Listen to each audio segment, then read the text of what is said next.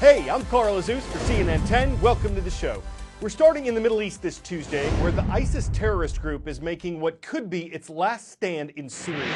ISIS, which stands for Islamic State in Iraq and Syria, once controlled large parts of land in those two countries after sweeping to power in 2014.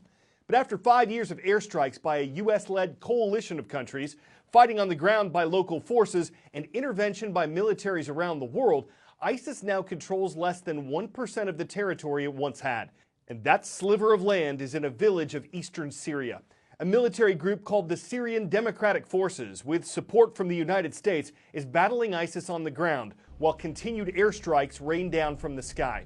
The U.S. general overseeing the fight against ISIS estimates that between 500 and 1,200 terrorists are in the village, and that tens of thousands of them are still spread out across Syria and Iraq.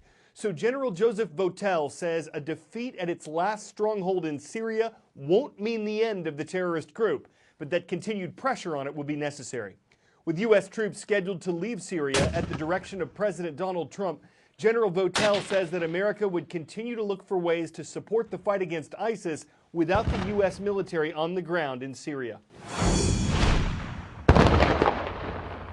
The final battle began just after sunset, with coalition airstrikes pounding the last dot on the map held by the state that called itself Islamic. The town of Bahuz al-Falqani in eastern Syria. But there was no calm before the storm, as gunners with the U.S.-backed Syrian Democratic Forces rained heavy machine gun fire down onto ISIS targets, while civilians who had stuck it out in the town made their way to safer ground. The bombing of the town continued throughout the night, intensifying at first light. The battle to take the last enclave of ISIS in Syria is now into its second day. Syrian Democratic Forces have made good progress within the town, but they are encountering some resistance from the ISIS fighters. This despite the constant heavy coalition airstrikes on the town. But as the day wore on, the going got tougher and the airstrikes increased. It's a hit, he says. ISIS has dug a network of tunnels and trenches, its fighters some of its most experienced and battle-hardened. This battle will not end the war on ISIS. When ISIS, the state, is replaced by ISIS, the terrorist insurgency, Jamaat, an Arab fighter tells me, it will be tougher still.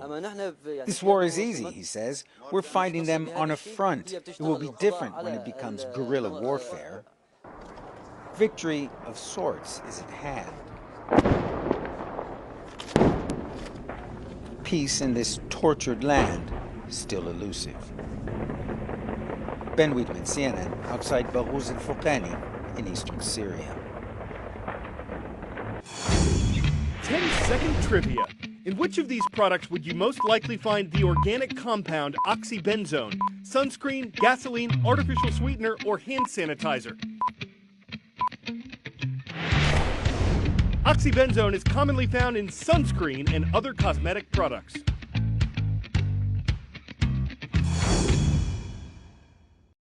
And the city of Key West, Florida has joined the state of Hawaii in banning sunscreens that contain oxybenzone, along with another chemical called octinoxate. Both of these ingredients are used to help protect people from the sun's ultraviolet rays. But some scientists believe that when they wash off people's skin, they're harmful to marine ecosystems like coral reefs. The reefs near Key West are important to both people and wildlife. They contribute to Florida's fishing and tourism industries. They're home to thousands of species of plants, fish, and other marine animals. So the Key West City Commission calls it an obligation to take steps to protect the reefs by eliminating certain sunscreen ingredients. A lot of popular brands, from Coppertone to Neutrogena, will be affected, and some representatives from the sunscreen manufacturing industry say there's still doubt about whether the banned chemicals actually hurt the reefs. Key West is not banning all sunscreens. Mineral products that contain zinc oxide and titanium dioxide will still be allowed. But a Consumer Reports study published in 2017 found they did not perform as well as chemical sunscreens. And according to the Miami Herald, some dermatologists are concerned that banning oxybenzone and octinoxate could lead to increases in skin cancer. The new laws in both Key West and Hawaii take effect on January 1st, 2021. A new report from the U.S. Centers for Disease Control says there's been a huge jump in the number of American teenagers using electronic cigarettes, or e-cigarettes.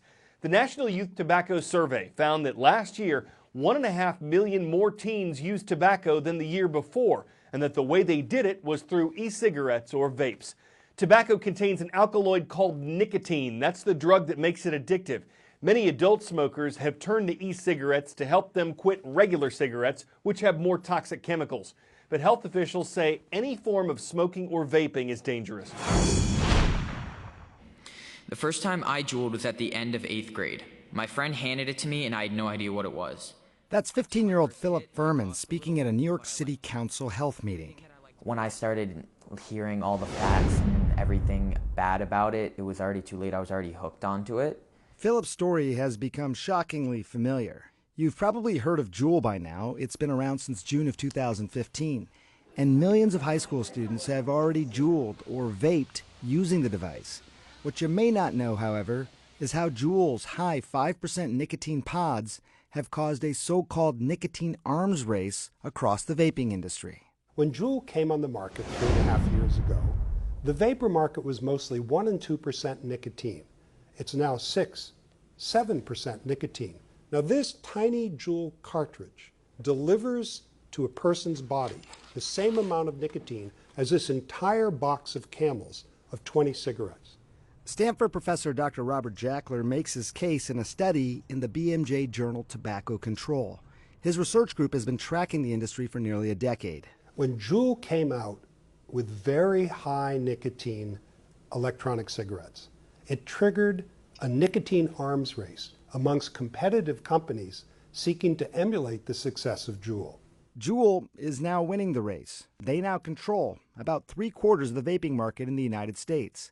While federal law prohibits selling these products to minors, Jackler worries that vaping companies like Juul are using new technology to pack more nicotine into their products. There's no regulation of the amount of nicotine in electronic cigarettes. Highly concentrated nicotine solutions are potently addictive, and nicotine addiction is a very difficult addiction to break.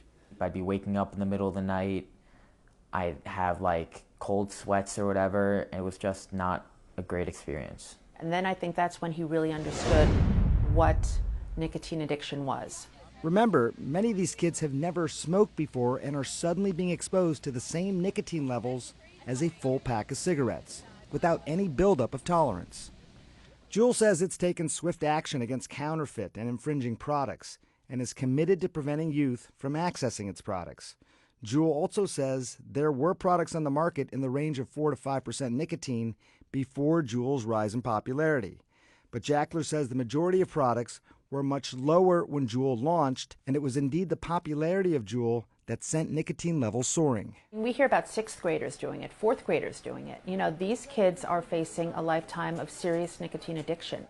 I still sometimes crave a Juul, and it's really hard to say no because there are really Juuls everywhere, so it's really hard to fully stop. Dr. Sanjay Gupta, CNN, reporting.